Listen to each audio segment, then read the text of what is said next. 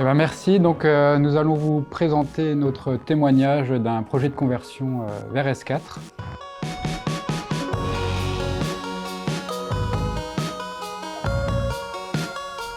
Grégory Mérino, donc moi je m'occupe des applications au sein de la société Sensbo. Donc société Sensbo aujourd'hui, vous allez voir ici nos types de produits. Donc, on fabrique des moteurs mécatroniques, donc de l'électronique associée à de la mécanique, du plastique, de manière à pouvoir convertir un signal en mouvement de précision avec différentes contraintes. Je ne prendrai pas le temps de m'avancer dessus. En termes de marché, donc j'ai l'impression qu'on a un petit peu le reflet de JBT qu'on a vu un petit peu avant. Donc nous, c'est plutôt 10% sur le médical et puis tout le reste est de manière assez écrasante, plutôt sur de la mobilité, donc automobile, camion, pour des grands clients, soit en Tier 1, donc soit en fournisseur direct pour les constructeurs, soit en Tier 2, donc pour des sous-traitants de l'automobile ou du camion. Donc aujourd'hui, Sensbo, c'est 1400 collaborateurs, répartis environ à 650 sur 2 usines de production en Suisse. Et puis un petit peu de chiffres, donc 50 millions de moteurs livrés chaque année. Donc ça va dépendre de nos gammes de moteurs. On a eu livré jusqu'à 70 millions, 70 millions de moteurs par année. Donc ça va dépendre un peu des gammes.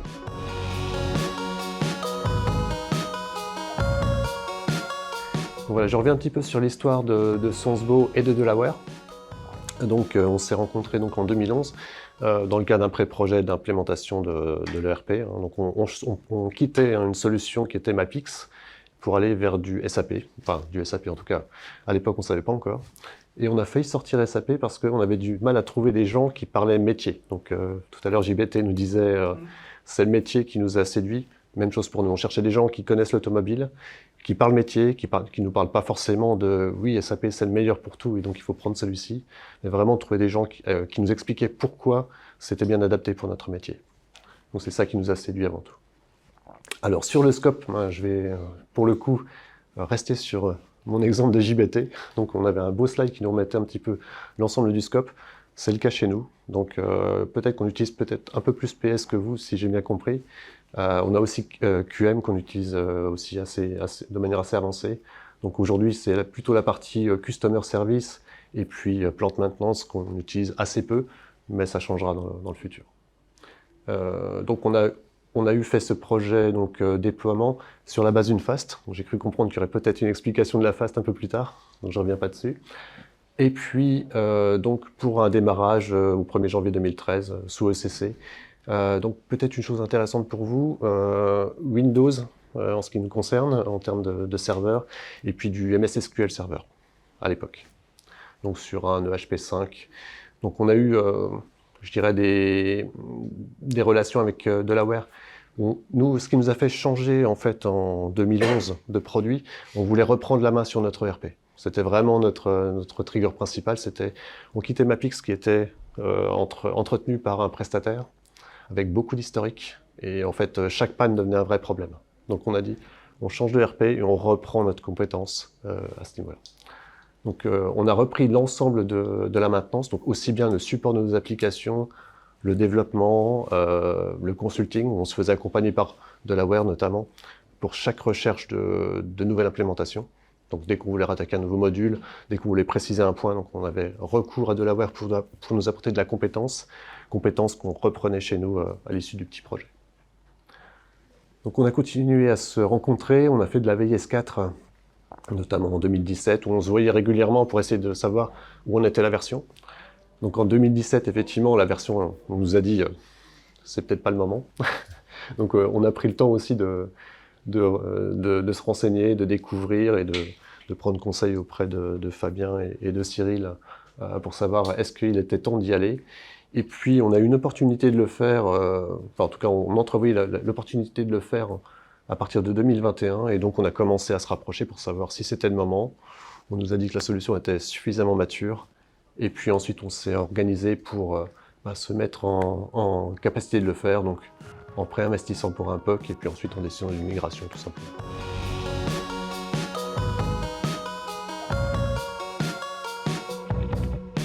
Voilà, donc je vais prendre le relais pour vous parler du projet. Donc voilà, quelles ont été les motivations qui nous ont fait aller de l'avant là-dessus, et arrêter d'être en mode passif, en mode veille. J'ai envie de dire, c'est un petit peu, chez nous, la version ECC est un petit peu en fin de vie vis-à-vis de son attractivité par rapport aux utilisateurs déjà, à nos utilisateurs en premier lieu, et aussi au nouveau challenge de l'entreprise et au nouveau challenge voilà, de l'utilisation des fonctions de RP au sein de l'entreprise. Donc on a vraiment voilà, identifié qu'avec la nouvelle version S4, on pourra remettre en avant SAP au cœur de la stratégie de développement de l'entreprise, en pérennisant bien entendu le niveau de performance des fonctions métiers couvertes par SAP et redynamiser l'offre de valeur concurrentielle de SAP par rapport au marché tout simplement de l'informatique sur tous ces domaines. Notre projet de conversion, c'est un projet de conversion technique, hein, c'est un brownfield qui avait vraiment pour but de minimiser au maximum, dans un premier temps, les impacts pour nos utilisateurs. Il fallait que pour les utilisateurs, ce soit une simple mise à jour technique sans qu'ils aient voilà, la moindre différence dans leur utilisation entre le vendredi et le lundi. Donc ça a vraiment été voilà, la ligne directrice de notre projet de conversion, voilà, entre un ECC EHP7 vers un S4 2021. Et voilà, une autre problématique, bah voilà, monde automobile, de la grosse série, 24 sur 24, 7 jours sur 7, des lignes ne peuvent pas s'arrêter, quel que soit le moment de l'année. Et donc on a eu une forte contrainte d'indisponibilité de l'environnement de production pour opérer la conversion. Et je reviendrai dessus. Donc les trois enjeux, bien entendu, principaux de notre projet, la couverture fonctionnelle de S4 par rapport à notre utilisation de CC, la grosse contrainte d'indisponibilité, et bien entendu, pour répondre à nos motivations moyen et long terme, se préparer, ou en tout cas mettre en œuvre tous les prérequis techniques pour pouvoir, suite à ce projet de conversion, proposer toutes les nouvelles capacités de S4 pour nos utilisateurs.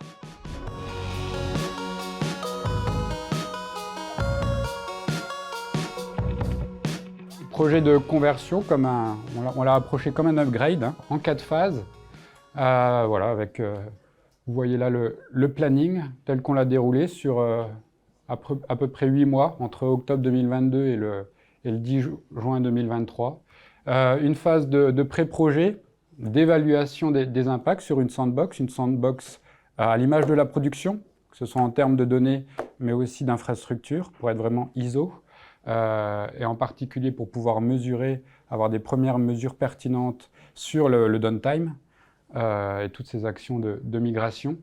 Et bien entendu, des enjeux forts qui ont conditionné ou pas le déclenchement du projet, qui sont bien entendu la validation de la couverture fonctionnelle de S4 par rapport à notre utilisation de CC, le downtime qui rentre dans les limitations fixées par notre entreprise, et bien sûr, si impact métier il y en a eu quelques-uns, qu'on soit en mesure de les gérer en minimisant bien entendu l'investissement de nos utilisateurs. Donc ces critères ont été validés, voilà, évalués, validés, acceptés par notre direction, et donc on a pu délivrer le projet entre le mois de janvier et le mois de juin, donc on va dire en 6 mois, sur 3 phases. Bah, bien entendu, la conversion de notre environnement de développement, avec tout ce qui est migration de tous nos spécifiques, validation technique de la solution, et bien entendu, voilà, l'identification et la mise en œuvre, on va dire, de la couverture d'impact avec nos key users. 3 critères d'acceptation qui nous ont permis de passer à la phase suivante, qui est la phase de validation, à la phase de recette métier. Une fois délivré, notre environnement de recette converti sous S4, où là, tous nos métiers ont pu valider la non-régression, ont pu valider le bon fonctionnement de la solution, ont pu accepter, on va dire, le bon fonctionnement des solutions qui couvrent les impacts identifiés. Bien entendu, valider le plan de déploiement et valider un petit peu, ou en tout cas garantir le temps de la disponibilité finale qu'il va falloir organiser, que l'entreprise a dû organiser lors de la conversion de production. Et puis on a commencé aussi, bien entendu, à mettre en œuvre toute l'architecture technique qui pourra par la suite supporter les nouvelles fonctionnalités, Fiori, Embedded Analytics, et ainsi de suite. Donc cette phase de validation fonctionnelle s'est bien déroulée. On a eu l'accord pour déployer la production, organisée entre les 9 et 11 juin. L'organisation du déploiement, il y a eu aussi sur cette période-là un travail assez conséquent avec le métier pour leur permettre de travailler avec un système SAP qui n'était plus disponible. Donc ça a été une activité assez conséquente pour nous dans le cadre de cette préparation de conversion. Et puis bien entendu, une fois la conversion passée, assurer la garantie et la stabilisation post-go-live de la solution S4.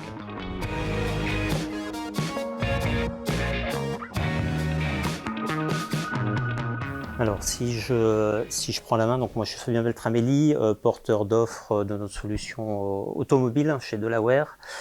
Et ça fait pas mal de temps que je suis chez Delaware. J'ai notamment pu intervenir sur le projet d'implémentation de 2012, donc je vais revenir rapidement dessus.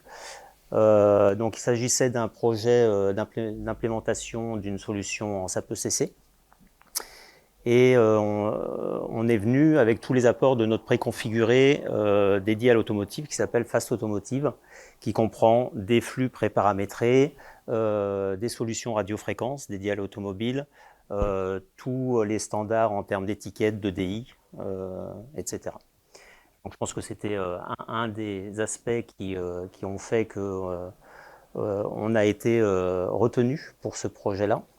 Il y avait aussi, dès 2012, on avait une équipe de consultants qui était vraiment dédiée à l'automotive, qui connaissait très bien ce secteur d'activité, parce que certains étaient issus et avaient déjà travaillé dans le monde automobile. Donc c'est ces aspects-là qui ont fait qu'on a été retenu. On avait également des retours d'expérience sur des projets d'implémentation dans les métiers. Donc ça, c'est la première partie en 2012 où on est intervenu, on a apporté une solution, on l'a paramétrée, on a fait du transfert de compétences aux équipes Sonsbo et puis on a accompagné jusqu'à la mise en place. Sur le projet de conversion, là en 2022, l'approche est un peu différente. Vous nous avez sollicité, cette fois-ci moins pour faire, mais plus pour apporter notre retour d'expérience, encore une fois, à la fois sur les projets d'implémentation de S4, parce que ça fait déjà un moment qu'on en faisait. Dès 2017, on en faisait chez Delaware. Donc on a pu voir l'évolution de la solution S4. Et puis la voir devenir assez mature pour être complètement opérationnel. Et vous nous avez sollicité aussi, je pense, pour un retour d'expérience dans les conversions, au niveau des conversions S4HANA, pour qu'on puisse vous aider. Donc là, l'idée, c'était vraiment de vous aider sur des points ponctuels, d'avoir un accompagnement au fil de l'eau. Donc pour ça, on a mis une équipe en place qui était identifiée, de consultants fonctionnels qui connaissaient à la fois le monde automobile et puis les conversions S4. Et on vous a accompagné tout au long de la réalisation que vous avez menée, vous. Nous, on n'a pas touché à un seul point de paramétrage. On n'est pas intervenu du tout sur le système. Nos équipes, elles étaient pluridisciplinaires. Il y avait des consultants fonctionnels, des consultants techniques et puis aussi toute la partie infra. Vraiment un objectif d'accompagnement, d'accélérateur au niveau des équipes de Delaware, de vraiment bénéficier de toute l'expérience qu'ils avaient pu acquérir par ailleurs. Et puis il y a une deuxième phase dans ce projet de conversion S4. Maintenant que vous êtes live, l'idée c'est de vous apporter nos retours d'expérience dans la mise en place et dans l'utilisation de tout ce qui est apps Fiori. Et puis également vous accompagner dans la mise en place de solutions qui sont périphériques à S4 et qu'on a déjà déployées chez certains de nos clients. Donc on peut vous aider au travers de Delaware France. Il y a aussi tout le groupe Delaware qui peut vous aider là-dessus, parce que la Belgique a aussi travaillé et on peut les faire intervenir sur ces sujets-là. sur différents domaines comme la maintenance, des aspects sur la finance, le contrôle de gestion, la production.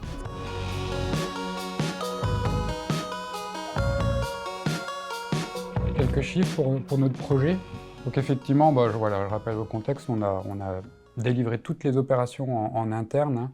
Une équipe, un centre de compétences SAP interne à la société composé de 5 personnes. Et donc on a délivré toutes les activités du projet en 500 jours. Voilà, je vous donne quelques précisions sur les répartitions. Concernant donc toutes les opérations donc, de conversion de notre production et donc le downtime, on a atteint effectivement un downtime de 24 heures. Voilà, vous voyez le détail des différentes opérations clés pendant une conversion S4.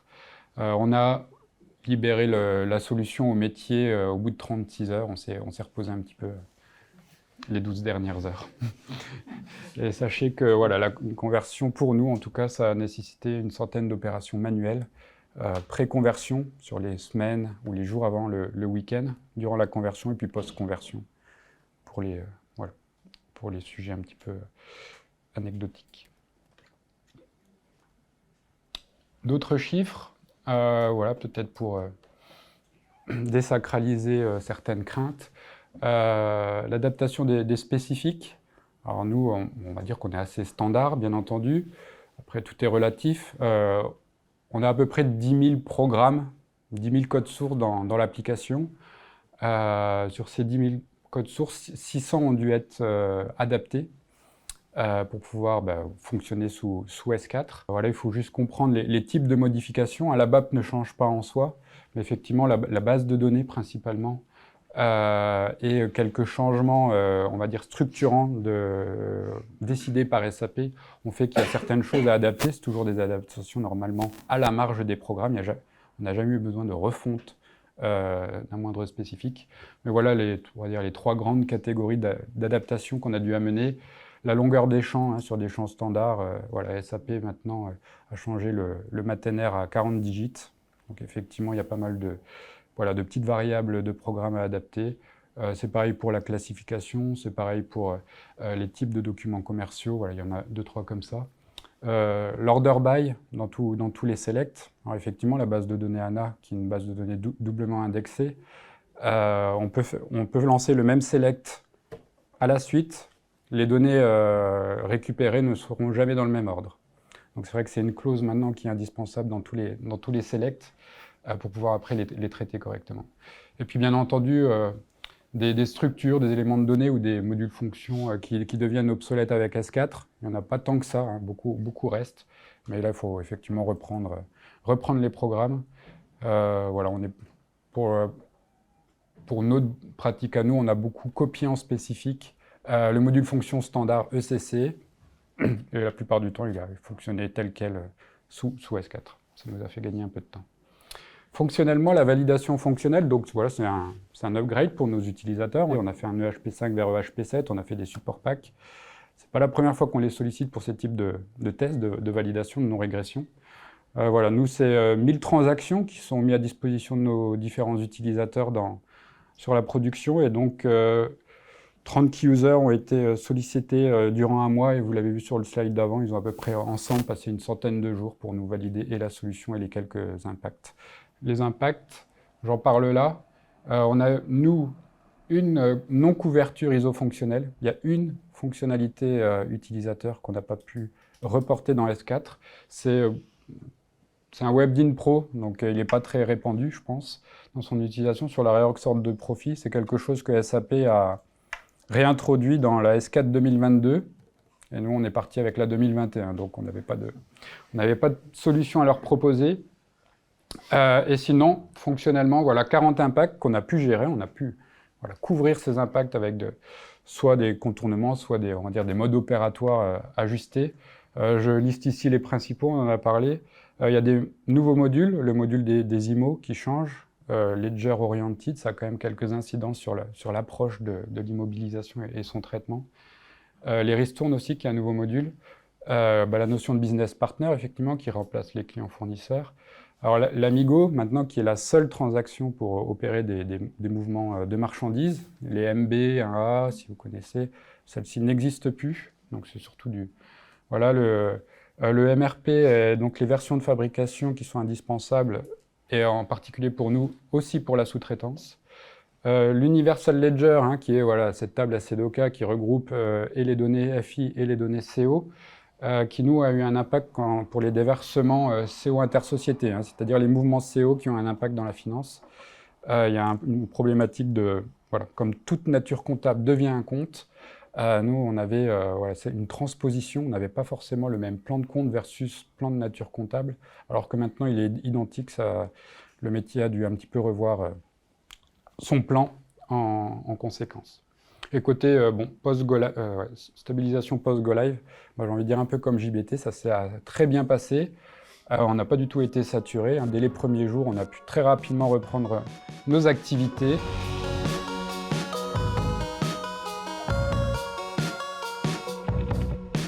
Facteur de succès.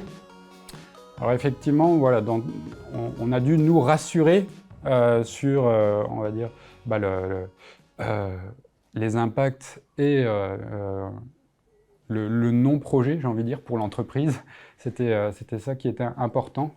Donc, beaucoup d'analyses au début dans le pré-projet, listing complet des impacts, que ce soit technique ou fonctionnel.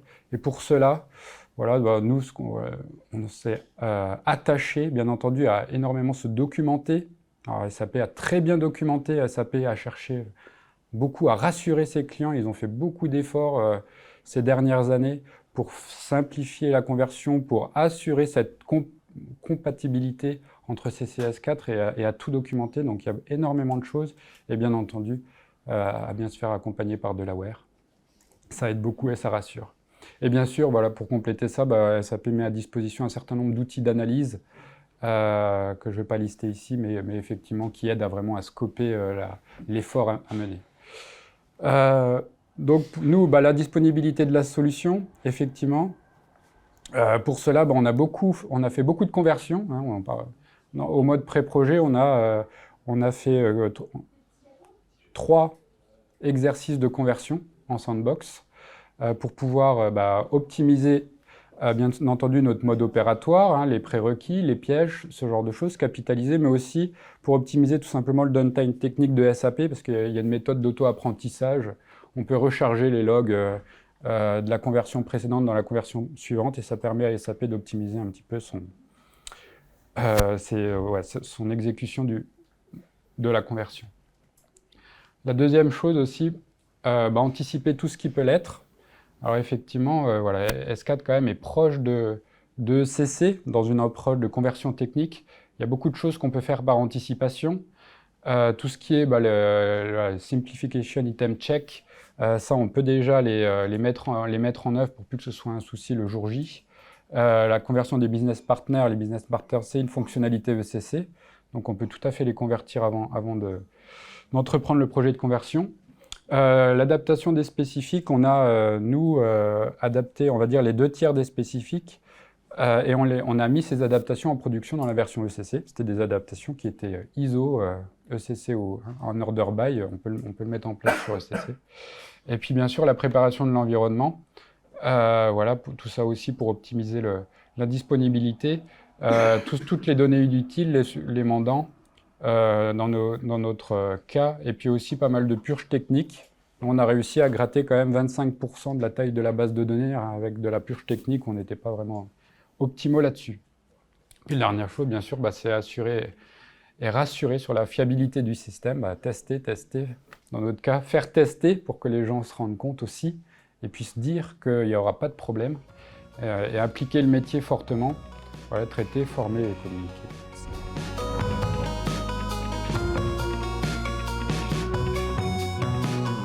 Point de vigilance.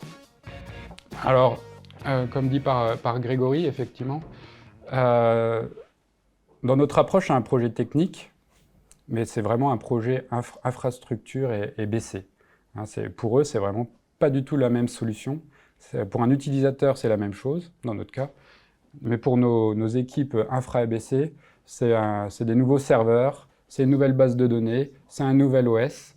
Et c'est forcément des nouvelles compétences, des nouvelles méthodes de backup, où voilà, il a fallu refaire notre plan de reprise d'activité, le retester, ce genre de choses. Donc ça a été une grosse charge de travail, et vous avez vu la charge.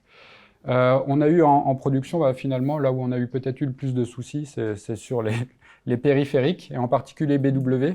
Non pas que techniquement, toutes les données techniquement se rechargeaient dans BW, mais les données, certaines fois, changeaient le sens, les data sources alimentaient BW plus tout à fait de la même manière, et on a eu quelques incidents sur les transformations, en tout cas, voilà, qui amenaient à des indicateurs qui n'affichaient plus tout à fait la même chose. Quelques user exit ou batch input, voilà, ça c'est pas forcément identifié facilement avec les outils d'analyse.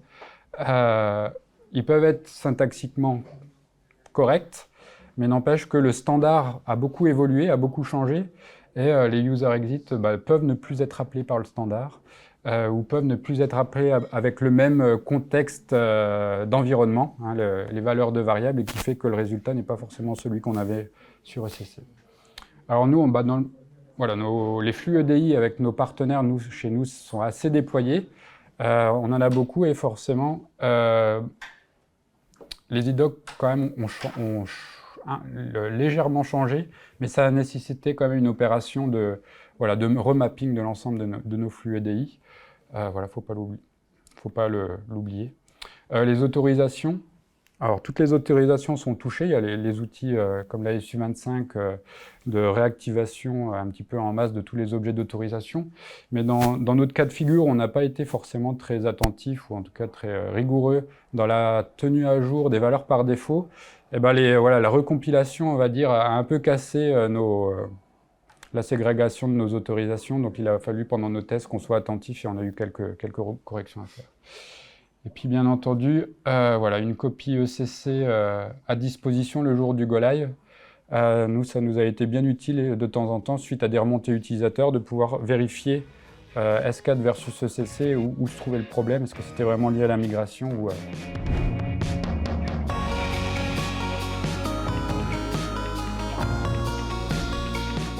Donc voilà où on en est, hein. Ça date du mois de juin, c'est pas vieux. Après, on a profité de nos vacances. Donc maintenant, bien entendu, et vous avez vu ça sur les démos précédentes, les présentations précédentes, on est motivé pour faire découvrir à nos utilisateurs tout ce qu'apporte la nouvelle solution S4, qui est bien sûr bien mise en avant avec la technologie Fiori. Ça a été démontré. Moi, je suis personnellement assez impressionné aussi par les capacités de la base de données, qui vraiment offre un champ des possibles beaucoup plus puissant que ce qu'on avait avant. Le stockage en colonne, et pour ma part, la capacité de sélectionner par n'importe quel champ de la table les données permet vraiment des performances très optimales, quels que soient les besoins d'analyse des données ou de croisement. Donc on va essayer de travailler là-dessus et de proposer et d'amener nos utilisateurs vers des profits grâce à ça.